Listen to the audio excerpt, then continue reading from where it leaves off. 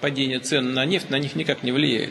А ситуация как была острой, так и остается. А острые текущие финансовые проблемы